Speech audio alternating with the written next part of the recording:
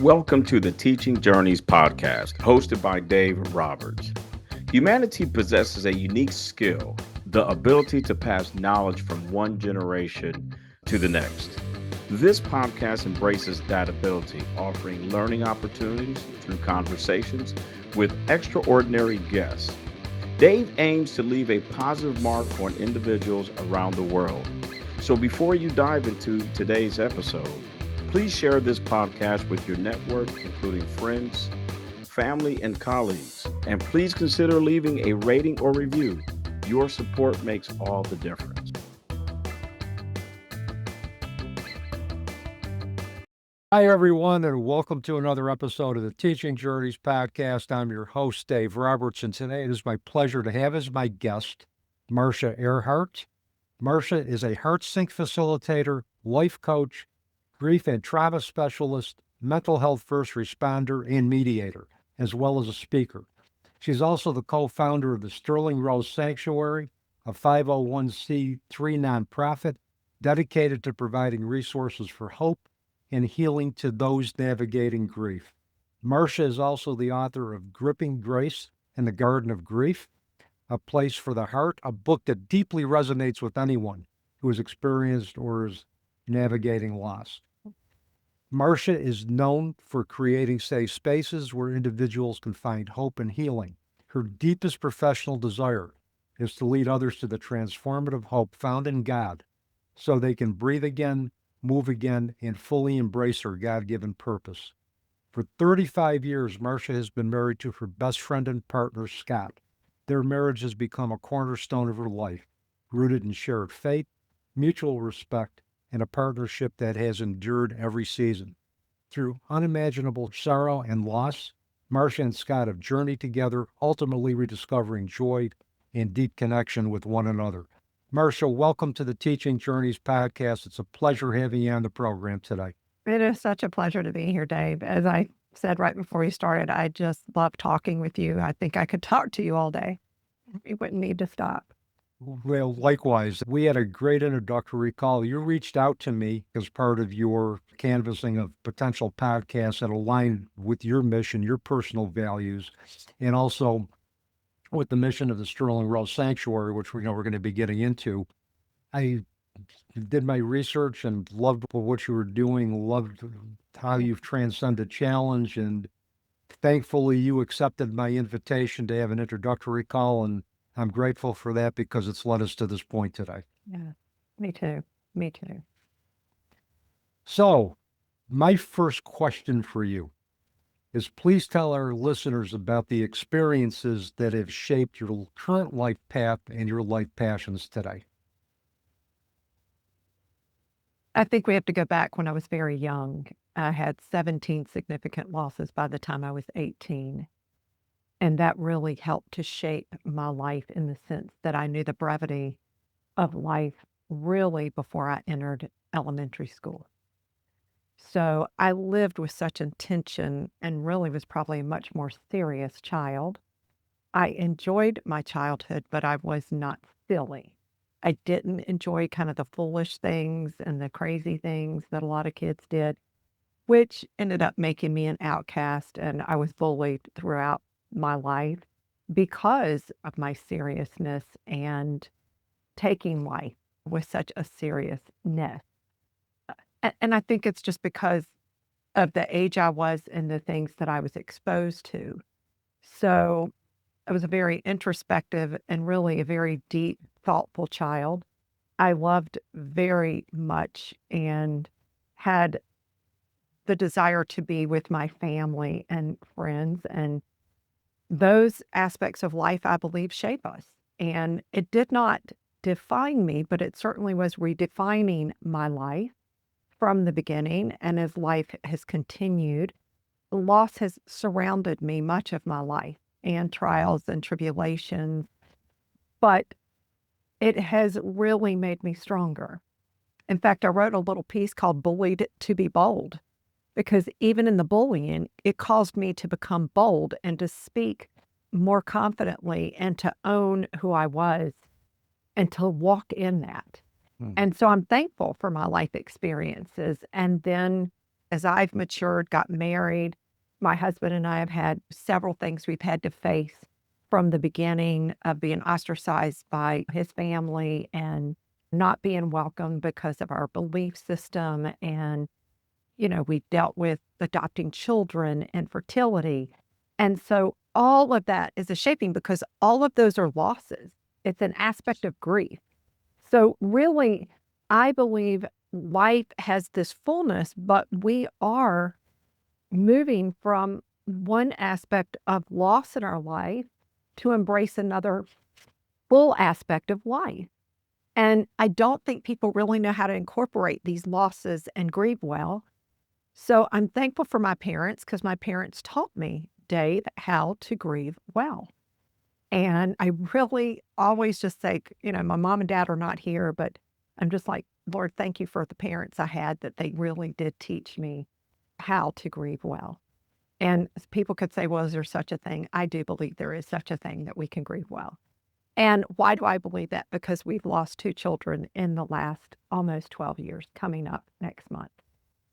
They were 5 years apart. So we've faced some major obstacles in our life. And in that, we've pressed in to the one that we know, which is the Lord. And He has given us everything we've needed to empower us to walk through that with the faith and overcoming. And it's been a resilience in our faith, I believe. Because I think in grief, we are exposed, Dave, to the wrong theology or the wrong belief systems that we may have incorporated along life's way. Well, a lot of those belief systems are based on other people's expectations of either how we should grieve or how we should believe. I am never going to question what somebody believes or judge what somebody believes. What I want to hold space for is tell me how your beliefs have helped you find peace, whether it's belief in God, whether it's a faith-based approach, whether it's an interfaith approach. I need to be able to, as a human being, first and foremost, and maybe as a grief bereavement supports facilitator or therapist, is to be able to hold space and say, tell me what influenced your belief system. Tell me about how you developed that. Tell me how that's helped you find peace. What can I learn from you that I can incorporate to expand my own belief system? It's not about whose belief system is better. It's not about it's just what works and what can I do to understand that and respect that. Exactly. And that's what the Sterling Rose Sanctuary is all about. When someone comes, we want to know what has helped you. And if it's not helping you, let's provide the things that can help you because we want you to be successful in this journey of life. And we all know that grieving has a lot of components that come with it. Yes. And they're layers. And I really consider it's almost like a domino effect. One thing happens and the whole strand just starts moving, but we have to learn how to stop and take time for each one of those things that topple over and give space to it and learn how to release it and then bring it into and incorporate it into our life. Absolutely. And it's like finding out where people are at, what their inherent strengths are, and working with those strengths, and also providing necessary resources that they feel that they need to be able to move forward in your journey. You're going back to your own history. 17 losses by the time before you hit 20. Yeah. I would see life as being a very serious business too. I wouldn't see having any time for silliness or for just time that's been wasted. I mean, you danced with grief since you were a child. And I think we talked about that. I've danced with death since I've been 5 years old. So on a variety of different levels. And you also made a great point about, symbolic loss. You and your husband being ostracized because of your belief system. That's a loss. That's a loss of community. It's, it's a loss of many different things that are related to our growth and identity. So I could see where life was a serious business for you at a young age. And I can also see where all those losses have shaped who you are and what you're doing today. Well, and sadly, when you were talking about the losses of, being ostracized from his family, it was a loss for my children. My children didn't get to have grandparents. Yeah. They didn't get to experience that aspect. They did have my parents, but they never had his parents. They never had that involvement. They really didn't have, their aunts and their uncles and their cousins. And so it was just really, it was grievous to me because I am such a lover of souls and I really love people and I just embrace when can we get together? How can we do life? And so we had to grieve that early on. We had to really learn how to express that. And in essence, and there was no anger. It was just there was sorrow. Because, you have a choice whether you want us to be around or not, but it was sorrowful. It's one of the things that my oldest son, Sterling, so desired and really went after my husband's family to build relationship and actually got to know his aunt and uncles and got to be present in that space with them. And so I'm glad he had that, but he's the only one that did. But it was due to his effort that he made. Yep. And yeah, it takes two to make that Yeah. effort to build a relationship. And, when I look at the fact that Scott's parents ostracized you, I'm thinking to myself, as somebody who's lost a daughter, as you who have lost two children, we're gonna get into that in a second. It's like I want to would wish I could just shake people and say, look, life isn't guaranteed from one day to the next. Love who you got while you Yeah. can, Yeah. because life can turn on a dime. Yeah. And I wouldn't want to see those individuals living in regret because of what could have been. Right. But if they choose to take that path, then they have to live with the consequences. And that's part of our human experience in this lifetime, is that we have to experience those type of consequences in order to ultimately grow.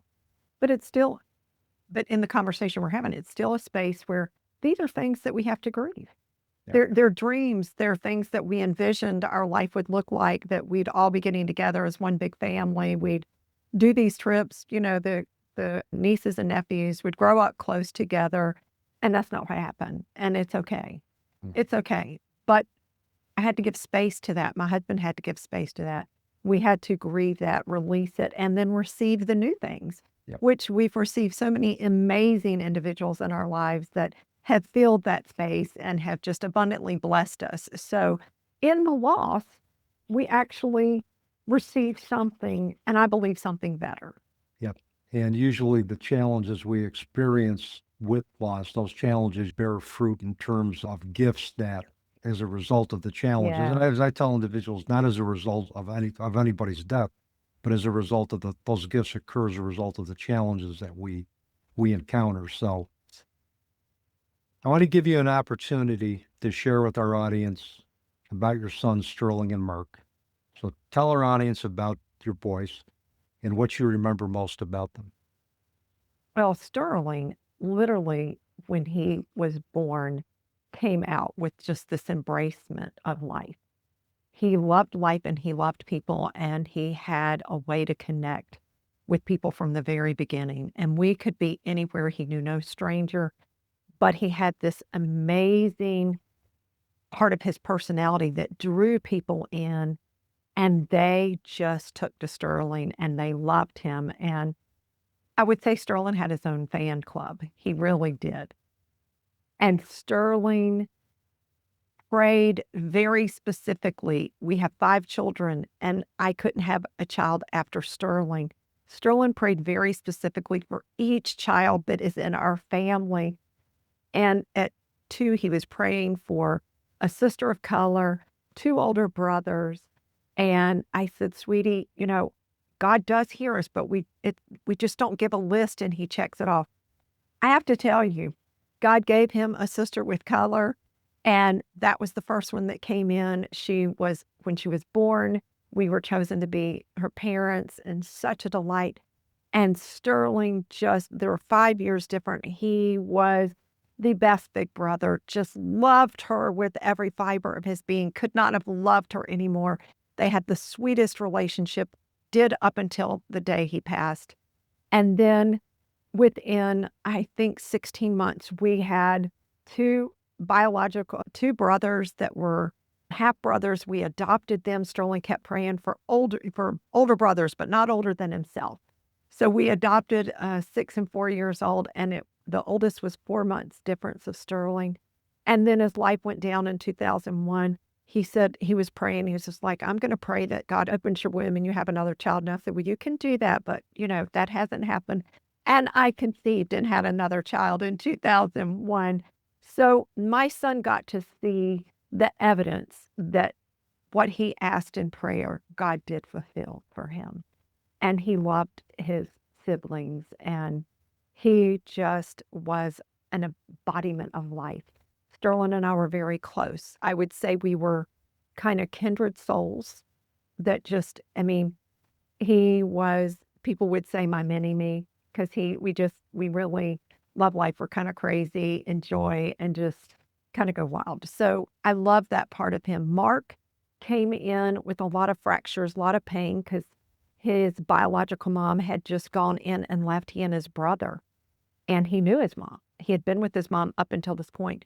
So when Mark came in, there was a lot to work through, a lot of pain, a lot of hesitancy, because he had never bonded with his mom. And so here we are, like, why would you love us?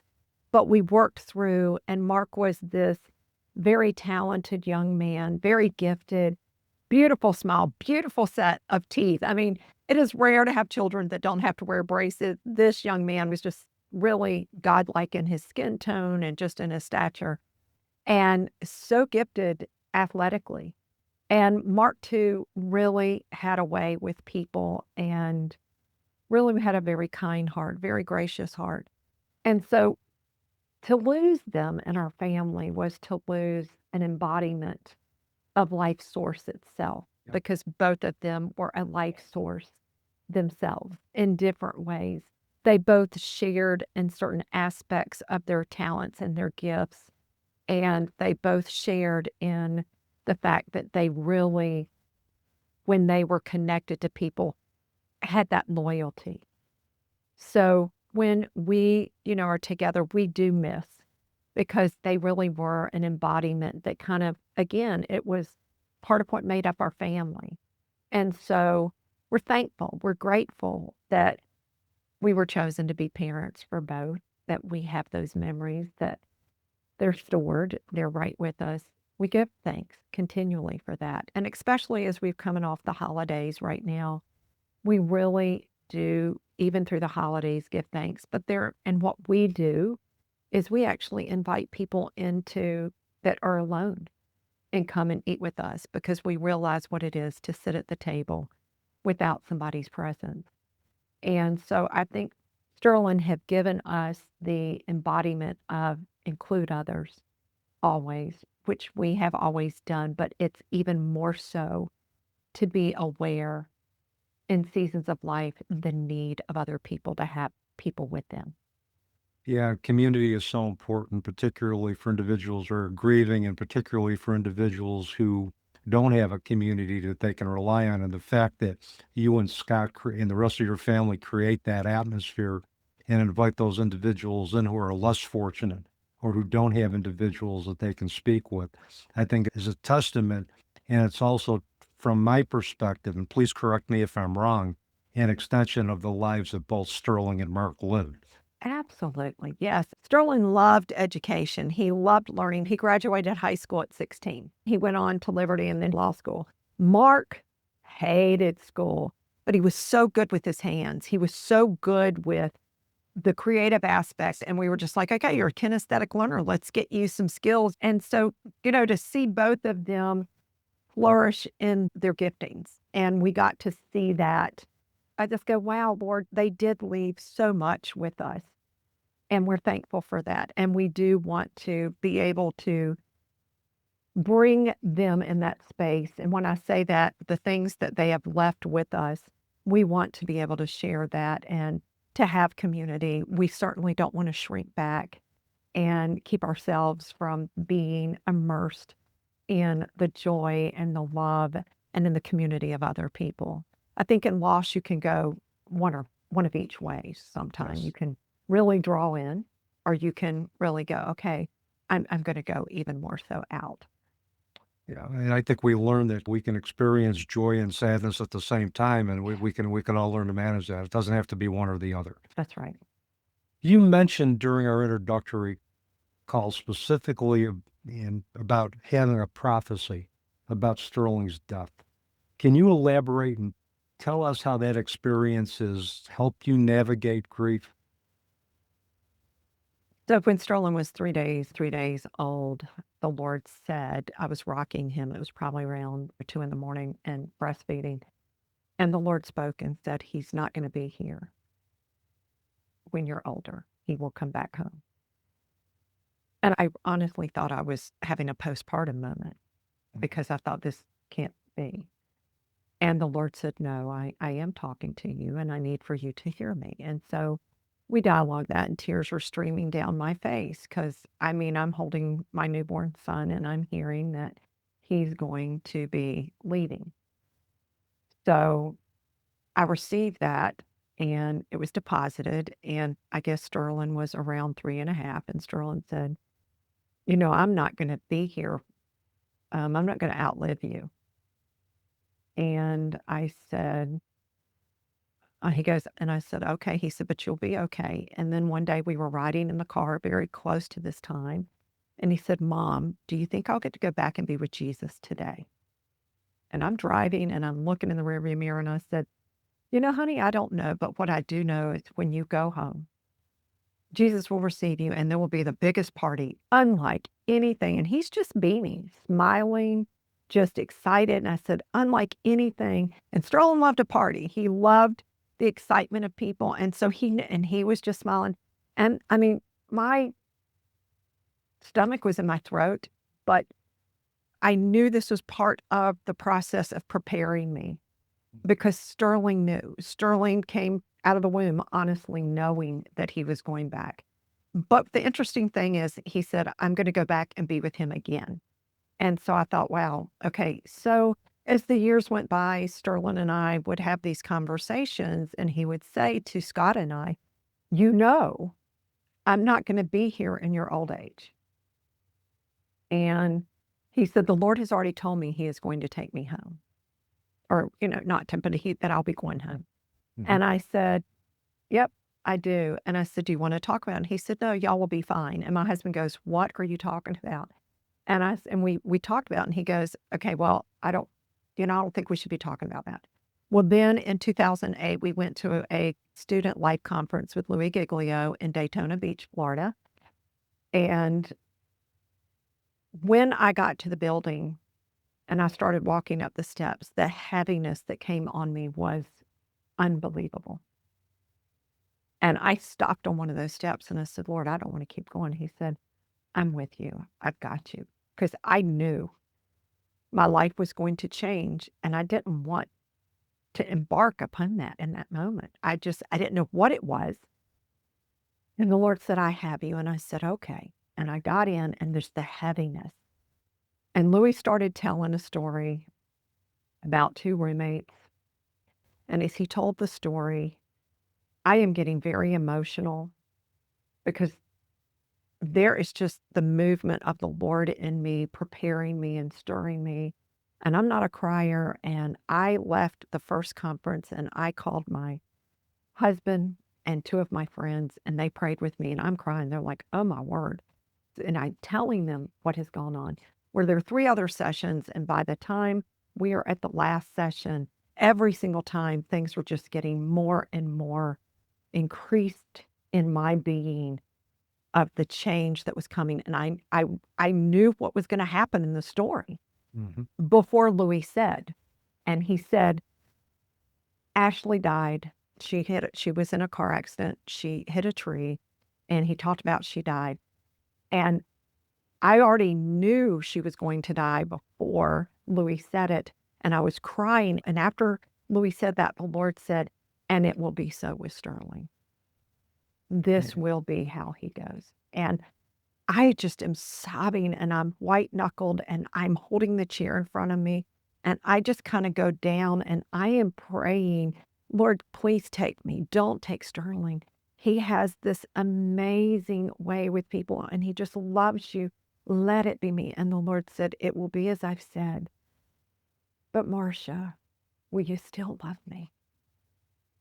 And I said, I will, because we've gone through so much, Lord. You're trustworthy. And I know that. And it's a gift. You told me On the third day, he's a gift. Live with the gift, enjoy the gift. And the Lord was so gracious to tell me. And I did, but I parented the same way I would always parent, because the way it doesn't change things. And I am sobbing, and someone just came, and it was a man's hands that laid their hands on me. I don't know who that was, but it was the Father himself worked. His hands were with me, and I felt the peace come over me. And I just laid there on the floor, just sobbing. And then I was able to get up, and he said, I'm going to prepare you. And then when I went home, we had a discussion, because Sterling knew. Sterling felt confirmed. Same thing. We had this discussion. And he said, I don't need to discuss it. You and Dad will be fine. And Scott goes, no, we're not going to be fine. And he goes, I don't even know what we're talking about, but I don't like what I'm hearing. Because at the moment, Sterling goes, I don't want to talk about this. That night, when I went to bed, I told Scott I would talk to him about it. And he said, well, we got to bed. Are you ready to talk? And I just started sobbing. And I mean sobbing. And he took my hand. He goes, honey, it's as if somebody died. And I said, oh, it will be. And we will all feel it. As you were talking, I was getting chills listening to you. So, and when I start getting chills, that's more validation for me.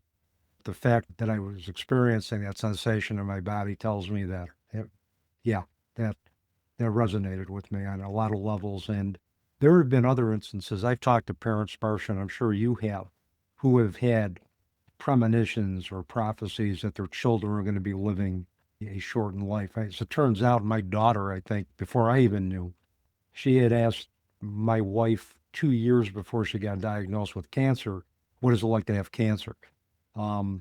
She downloaded a poem from the internet. There's been variations of this poem, When Tomorrow Starts Without Me. And I asked her significant other, I said, when did she download that? He goes, I think it was about a couple of years ago. It was a couple of years before she died. So I believe, and she never shared that with us overtly, but I believe in retrospect and looking back, she had a prophecy or had a premonition that she was going to be on earth for a short period of time, but yet the impact that she was going to make was going to be profound, and the impact that Sterling made was profound. He had a lot of living to do. And how old was he when he passed? He was 21. And Mark was how old? 27. Okay, so they both lived a lot of life in those years in terms of how they left their legacy, how they helped others, how they were compassionate towards others. In human law, we can't even begin to explain it, in terms of the 21 and 27 years isn't enough. But in sacred law, it may be a different perception of time, but regardless, we still grieve. Yeah, I think he was 26 because he was getting ready to turn 27. I mean, we moved. And again, when you were talking about your daughter, Sterling had his life celebration already planned. He had it planned for a very long time. I think after Louis Giglio, he started planning that. And then when I had a niece that passed, and then he made sure everything was actually written down in specifics. And the day before he passed, we actually had a conversation. He said, if it's my time to go, it's my time. There's nothing that's going to change it. That's quite some powerful insight from somebody so young. It is. I think Sterling, honestly, we talked about it, but I think that's a lot for someone to know and to carry their life. But he did it well. Yeah, you took the words right out of my mouth, Marcia. He did.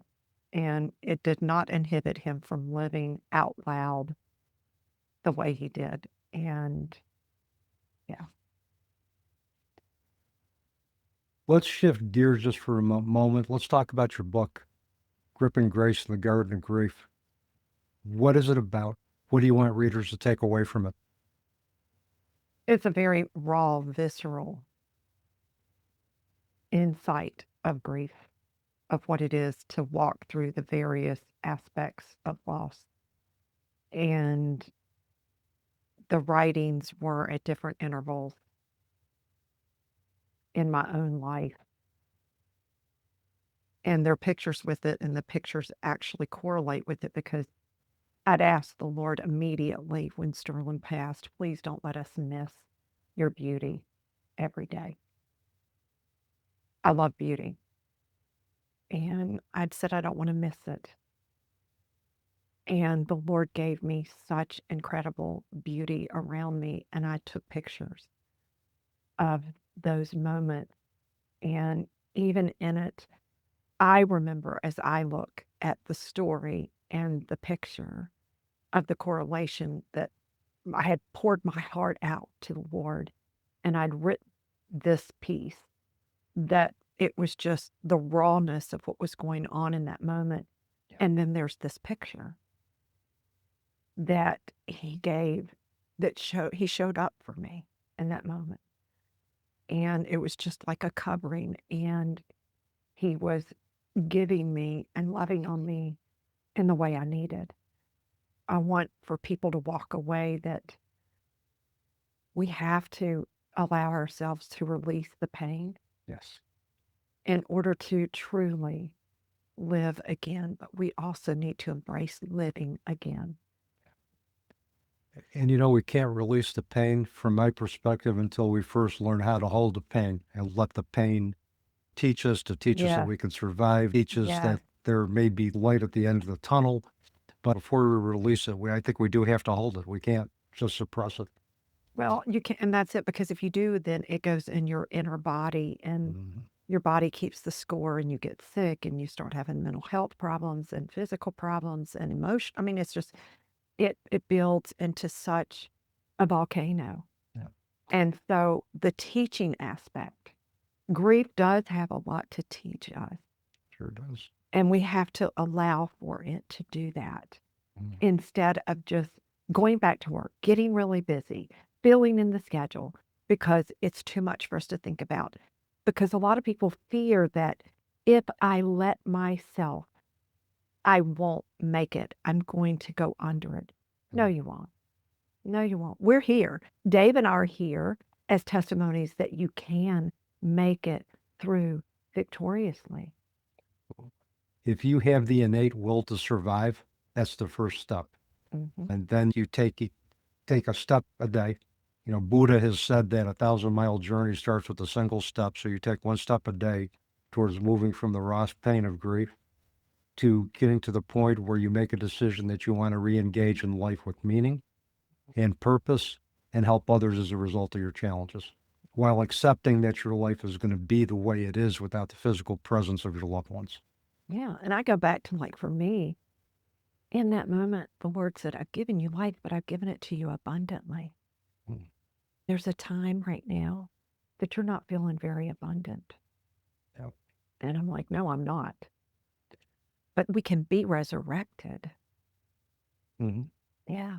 Yeah, we can be resurrected. We can repurpose our lives as well, too. Well, it's a rebirthing. I mean, it's a honestly, rebirthing, yes. it's like a butterfly. I mean, coming into being a butterfly, where, we have a butterfly room in the Sterling Rose Sanctuary because you're in this cocoon and you're going to come out.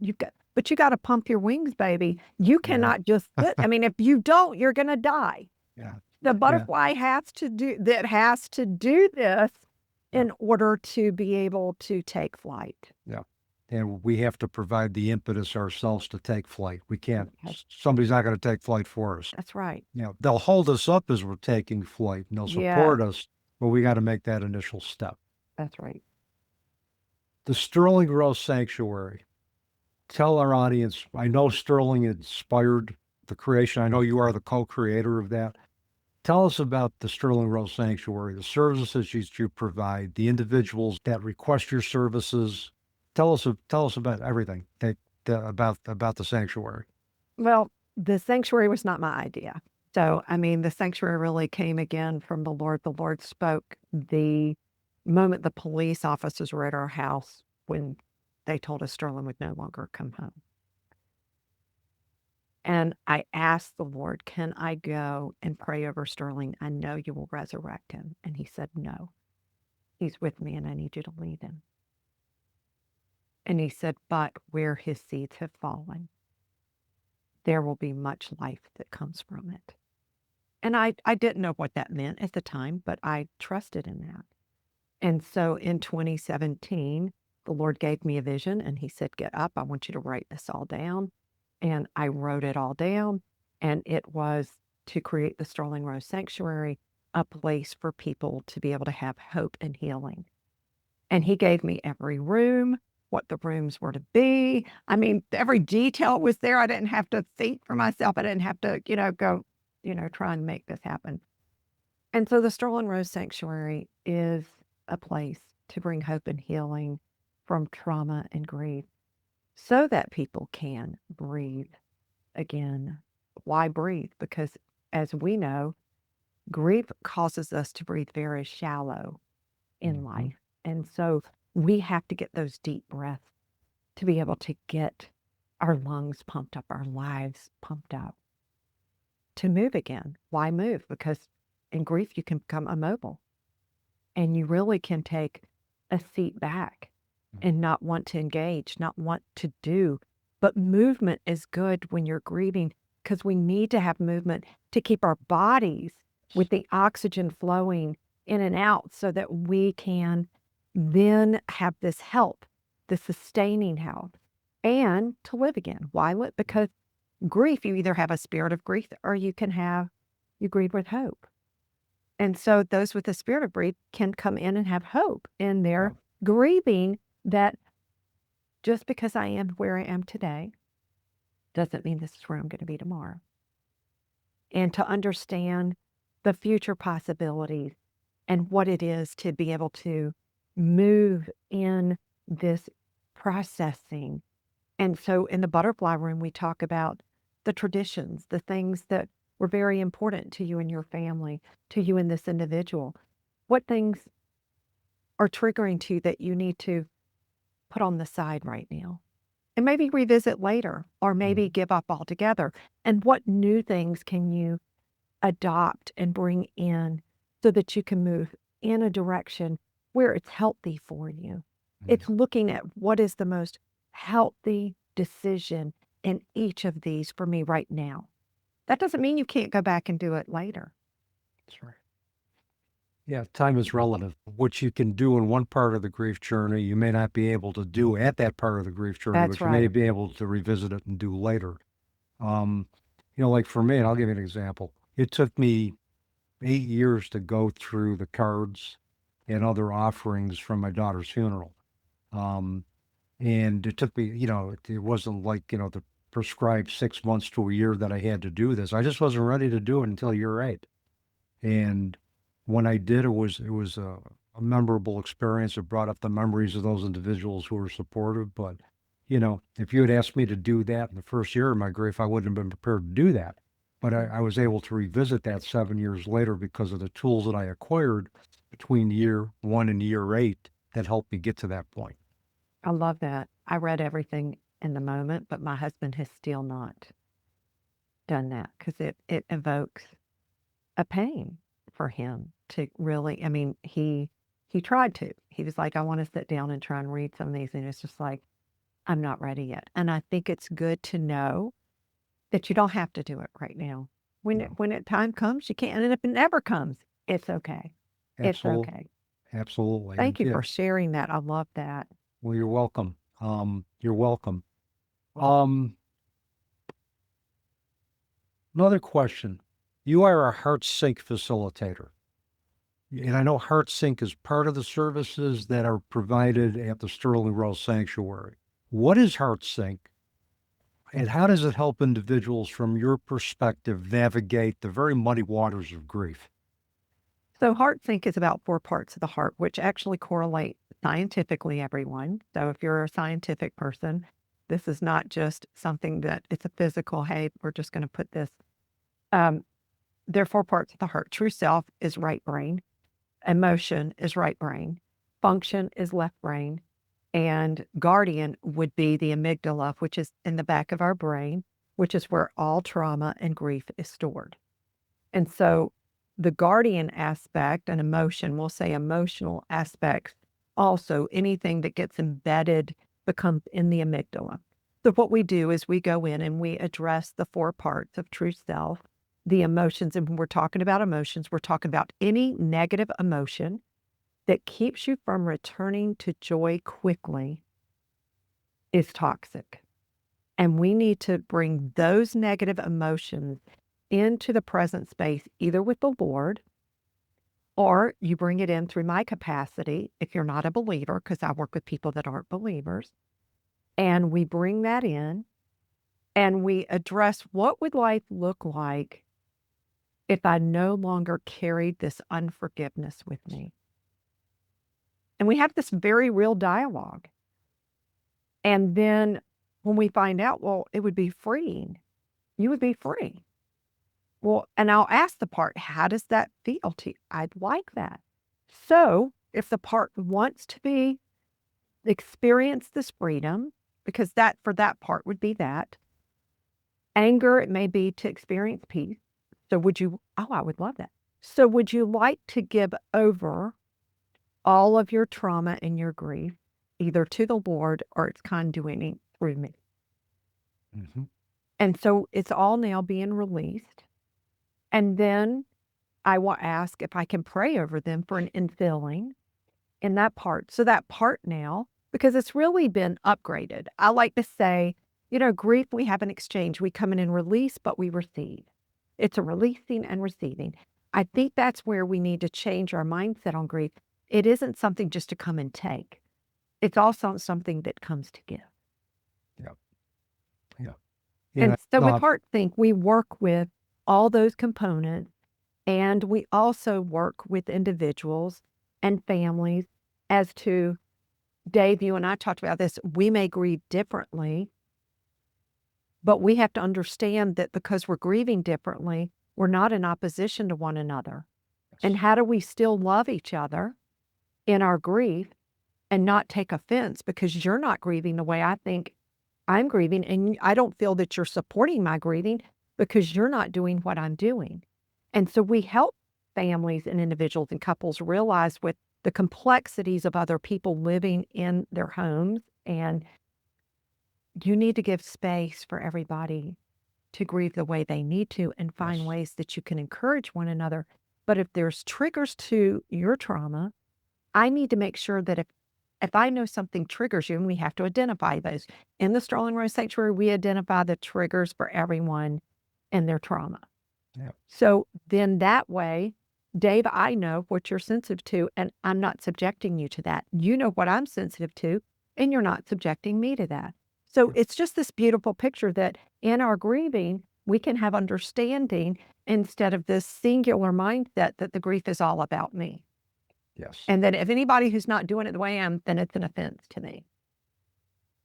Yeah. There's different ways to achieve integration in grief and acceptance. Yeah. As long as we hold space for that, we can build a community that's going to be based on shared values, again, of tolerance, of active listening, and of respecting each other's right to live their human experience as they see fit without having to judge it, without having to question it. What is important during times of trauma is that we be supportive with each other. The other thing that I like, and this is something I think gets overlooked, but I like the fact that you ask an individual, can I pray for you? Because you don't know where they're at in their specific grief journey. Their faith may be so questioned, they don't want anybody praying for them. Mm-hmm. They may not believe that they deserve to be prayed for because of the fact that they have so much guilt about what they thought they should have seen during their loved one's illness or should have done. So I'm glad that you asked that question because, hey, that gets overlooked a lot. I think in terms of asking individuals, may I pray for you on your behalf? Well, this is about respecting the individual and all the parts that are in there. And so when you just brought up grief, I want to address grief. When you talked about that there's guilt, quite often we see guilt and shame in grief. Yep, and so guilt and shame quite often comes into the center ring to also know what would life look like if I'm not carrying this guilt and this shame. Yep. And that too gets to be upgraded. That too gets to walk in newness. And it's a question, do you want to? Because there's never an imposing here. This is all about free will. Absolutely. Yeah, everything's about free will. But I've not had a part yet that hasn't wanted to be upgraded, Dave. They like the upgrading. They think it's pretty awesome, and they don't want to live like that. But they also, in that place, don't know they have a choice. And someone may say, what do you mean? Well, that's what the part's been used to living in. So that's all it knows how to operate out of. Yep. Until they see, oh my goodness, I have an option. I can be empowered. And a lot of times grief is so disempowering because of what it does to us physically, what it does to us emotionally and cognitively. So to say that, yeah, you have a choice in terms of how you can do this. You have free will. That's a powerful statement in and of itself that gives individuals the freedom to say, okay, I do have choice, even in the midst of my worst tragedy. So, and you were talking about incorporation. That's what Heartsync is all about. When we're dealing with grief, we're incorporating that so we can move forward without it being an enemy to us. Yeah. We can integrate our grief. We can integrate the best parts of our loved ones moving forward so that we can live a life service, that we can live a life based on integrity and also carrying the memories of our loved ones forward, because that's what's going to get us through it. As I'm sure Sterling and Mark lived through you as well too, and Andrew Scott and everything that you do in life to help others. So I could probably go on with you for about another hour, but I know we're coming close to our time.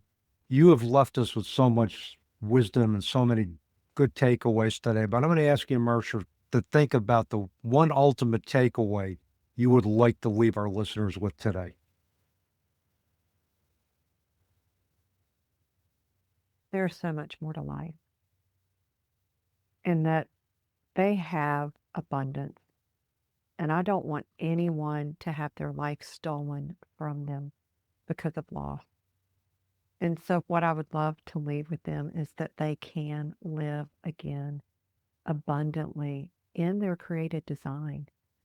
And there is joy. And like you said earlier, joy and sorrow has to be intermingled. Mm-hmm.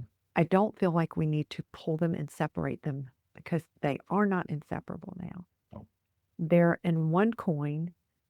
And that one coin has such value because there's a placement on each side, sorrow and joy, and that in loss of health, loss of whatever it is that they're dealing with, a child, a husband, a wife, whether it's finances, that the completeness is to live in that place, allowing themselves to learn the lessons, and to bring it, incorporate it in here, and then to move in the direction where they can receive love, they can receive again, as well as give again.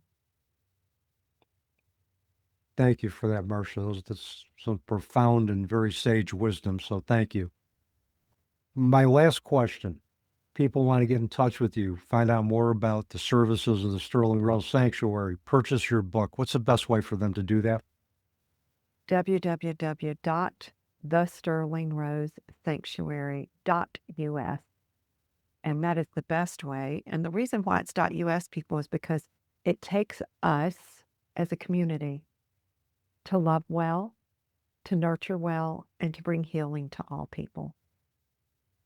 I love that. That is, in and of itself, I didn't realize that there was a mission statement in the last two letters of a URL. So thank you.